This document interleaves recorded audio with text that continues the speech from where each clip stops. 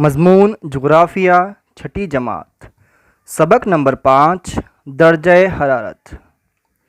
بچوں، پچھلے سبق میں ہم نے موسم، آب و ہوا اور موسم کے مختلف اجزاء جیسے درجہ حرارت، ہوا کا دباؤ، ہوا، رطوبت اور ترسیب وغیرہ کے بارے میں معلومات حاصل کی ہیں۔ اس سبق میں ہم موسم کے اہم جزو درجہ حرارت کے بارے میں تفصیل سے معلومات حاصل کریں گے۔ آئیے عمل کر کے دیکھیں۔ ایک ٹارچ لیجئے، اسے کسی مقام پر ساکت رکھیے، یعنی اس طرح رکھیے کہ وہ ہل نہ سکے۔ 2 بڑے کاغذ لیجئے اور شکل میں دکھائے گئے طریقے سے انہیں رکھیے۔ اب کاغذ کو ٹارچ کے سامنے اس طرح رکھیں کہ 90 درجے کا قائمہ زاویہ یعنی رائٹ اینگل بن جائے۔ دوسرے کاغذ کو ٹارچ کے سامنے اس طرح رکھیں کہ 120 درجے کا زاویہ بنے۔ دونوں کاغذوں پر ٹارچ کی روشنی سے گھرے ہوئے حصے کا مشاہدہ کیجیے۔ اس تجربے سے آپ کے سمجھ میں یہ بات آئے گی کہ سورج کی شعاعیں زمین پر خط مستقیم میں یعنی سیدھی آتی ہے، لیکن زمین کے گول ہونے کی وجہ سے سورج کی شعاعیں سطح زمین پر ہر جگہ عمودی یعنی سیدھی نہیں پڑتی۔ کچھ جگہوں پر سورج کی شعاعیں سیدھی پڑتی ہیں تو کچھ جگہوں پر ترچھی پڑتی ہے۔ اس وجہ سے زمین کی سطح پر کون سے اثرات ہوتے ہیں یہ ہم سمجھیں گے۔ سورج کی عمودی شعاعیں کم جگہ گھرتی ہیں۔ کم گھری ہوئی جگہ میں تیز روشنی اور زیادہ گرمی کی وجہ سے زمین زیادہ گرم ہو جاتی ہے اور اس سے لگی ہوا بھی خوب گرم ہو جائیں گی۔ اس کے برعکس سورج کی ترچھی شعاعیں زیادہ جگہ گھیرتی ہے۔ زیادہ گھری ہوئی جگہ میں روشنی کی شدت اور گرمی کم حاصل ہوتی ہے، جس کی وجہ سے اس علاقے کی سطح زمین بھی کم گرم ہوتی ہے۔ پیارے بچوں، زمین پر پڑنے والی سورج کی شعاعیں سیدھی اور ایک دوسرے کے متوازی ہوتی ہیں، لیکن زمین کی شکل بیضوی گول اور اس میں خمیدگی یعنی جھکاؤ کی وجہ سے سورج کی شعاعیں زمین پر کم یا زیادہ جگہ گھیرتی ہے، جس کی وجہ سے حرارت کی تقسیم سطح زمین پر غیر مساوی ہوتی ہے، یعنی جس جگہ پر عمودی شعاعیں پڑتی ہیں وہاں حرارت زیادہ ملتی ہے اور جس جگہ پر ترچھی شعاعیں پڑتی ہیں وہاں حرارت کم ملتی ہے، یعنی خط استوا سے قطبین کی جانب حرارت کی تقسیم میں مساوات نہیں رہتا۔ درجہ حرارت کی غیر مساوی تقسیم کے مطابق خط استوا سے قطبین تک حارہ، معتدلہ اور باردہ منطقے یا حرارتی پٹے بنتے ہیں، جسے ان شکلوں کی مدد سے آپ آسانی سے سمجھ سکتے ہیں۔ حرارت کی غیر مساوی تقسیم کے لیے ذمہ دار عوامل۔ عرض البلد جیسے اہم عامل کے علاوہ دیگر عوامل بھی زمین پر حرارت کی غیر مساوی تقسیم کے لیے ذمہ دار ہیں، جیسے سمندری نزدیکی، درون بر اعظمی محل وقوع یعنی بر اعظم کا اندرونی علاقہ یا احاطہ، سطح سمندر سے بلندی اور علاقے کی قدرتی ساخت یعنی بناوٹ وغیرہ۔ ان عوامل کی وجہ سے علاقائی آب و ہوا میں تنوع یعنی فرق پایا جاتا ہے۔ ان عوامل کے علاوہ ابر آلودگی، ہوا، جنگلات کا گھنا پن، شہریانہ اور صنعتیانہ یعنی صنعت کاری وغیرہ کا اثر بھی مقامی آب و ہوا پر ہوتا ہے۔ زمین اور پانی کے گرم یا ٹھنڈا ہونے کی صلاحیت میں اختلاف پایا جاتا ہے۔ اسے ہم ایک تجربہ کے ذریعے سمجھیں گے۔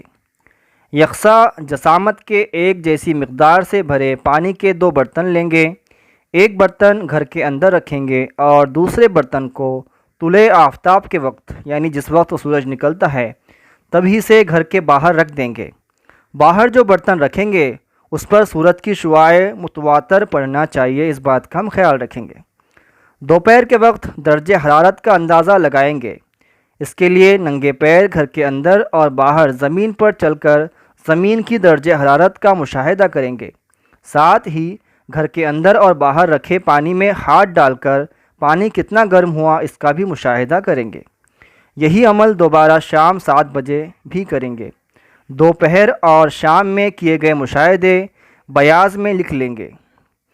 اس تجربے کے بعد آپ کے علم میں یہ بات آئے گی کہ پانی کے مقابلے میں زمین جلد گرم ہو جاتی ہے اور جلد ہی ٹھنڈی بھی ہو جاتی ہے، جبکہ پانی کو گرم ہونے اور ٹھنڈا ہونے میں زمین کے مقابلے میں زیادہ وقت درکار ہوتا ہے۔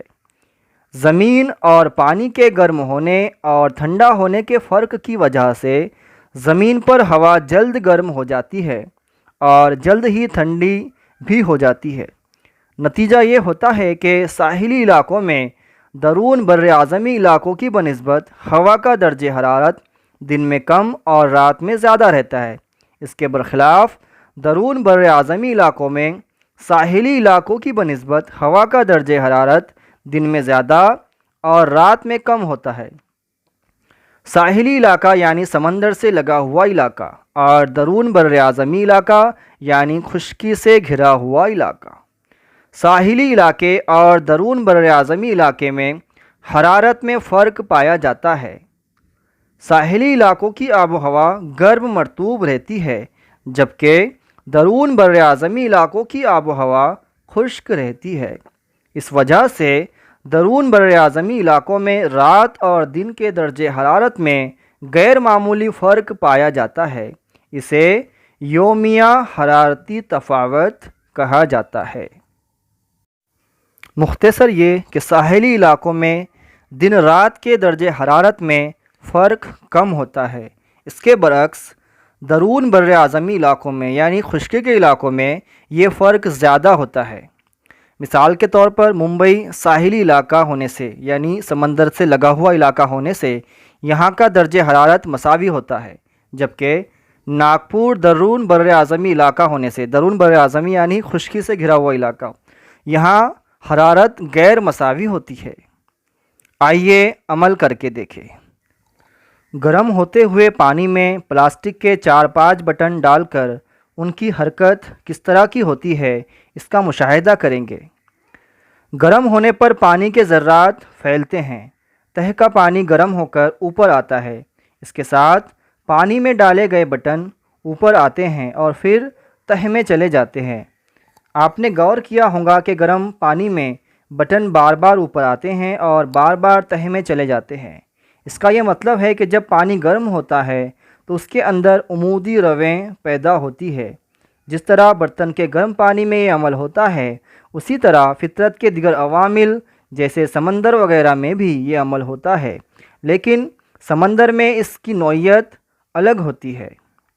بحری رویں جب منطقہ باردہ سے منطقہ حارہ کی جانب بہتی ہیں تو منطقہ حارہ کے ساحلی علاقوں کا درجہ حرارت کم ہو جاتا ہے۔ اس کے برعکس بحری رویں جب منطقہ حارہ سے منطقہ باردہ کی جانب بہتی ہیں تو وہاں کے ساحلی علاقوں کا درجہ حرارت بڑھ جاتا ہے۔ نقشے بناتے وقت زمین کی سطح کے درجہ حرارت کا خاص خیال رکھا جاتا ہے۔ جو نقشہ آپ کو دکھائی دے رہا ہے وہ حرارت کے مساوی خطوط کی بنیاد پر بنایا گیا ہے۔ زمین کی بلندی کے اثرات کو نظر انداز کرتے ہوئے یکساں حرارت والے مقامات کو جوڑنے سے یہ خطوط بنتے ہیں۔ یہ خطوط عام طور پر عرض البلدوں کے متوازی ہوتے ہیں۔ نقشے میں 25 درجہ حرارت کے مساوی خط کا مشاہدہ کیجیے۔ مساوی حرارت کا یہ خط استوا کے قریبی علاقے کو گھیرے ہوئے ہیں۔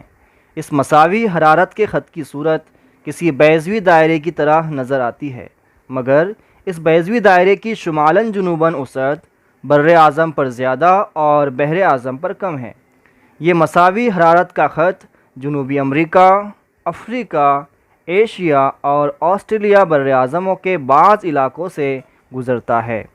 بحر الکاہل کے بہت کم حصے میں درجہ حرارت 25 درجہ سیلسیس سے زیادہ ہے۔ اسی نقشے میں 0 درجے کے 2 مساوی حرارت کے خطوط دکھائی دیں گے۔ ان میں سے جنوبی نصف کرے کا 0 درجے والا مساوی خط حرارت اکثر سیدھا اور عرض البلد کے متوازی ہے۔ اس کے برعکس شمالی نصف کرے میں اسی درجہ حرارت کا مساوی حرارت کا خط کافی ٹیڑھا دکھائی دیتا ہے۔ جنوبی نصف کرے کے مساوی خطوط حرارت عرض البلد سے متوازی ہیں۔ قطب جنوبی سے خط جدی تک ان خطوط کے فاصلے تقریباً متوازی ہیں۔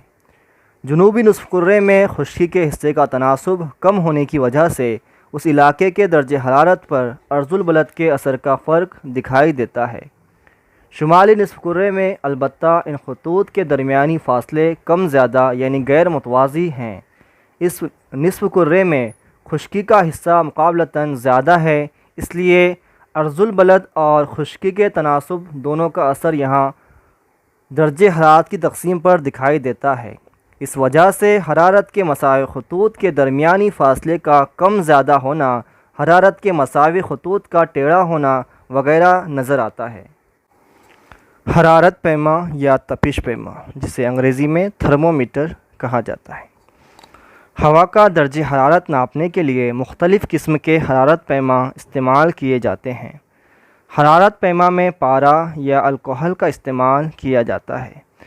پارے کا نقطہ انجماد -39 درجہ سیلسیس یعنی -39 ڈگری سیلسیس ہے، جبکہ الکحل کا نقطہ انجماد -130 درجہ سیلسیس یعنی -130 ڈگری سیلسیس ہے۔ یہ دونوں مائع حرارت کی تبدیلی کے لیے بڑے حساس ہوتے ہیں، اس لیے -30 درجہ سیلسیس سے مثبت 55 درجہ سیلسیس حرارت تک کا فرق ان مائع کے ذریعے بآسانی دیکھا جا سکتا ہے۔ حرارت کو سیلسیس یا فارنہائٹ کے درجوں میں ناپا جاتا ہے۔ حرارت پیما میں بتائے ہوئے طریقے کے مطابق انہیں درجہ سی یا درجہ ایف، درجہ سی یعنی درجہ سیلسیس اور درجہ ایف یعنی درجہ فارنہائٹ یوں لکھا جاتا ہے۔ حرارت پیما کی مدد سے ہم روزانہ کی حرارت کی عقل یعنی کم سے کم اور اعظم یعنی زیادہ سے زیادہ حالت کا اندراج کر سکتے ہیں۔ ہوا کی حرارت کو عام طور پر سیلسیس اکائی میں ناپتے ہیں۔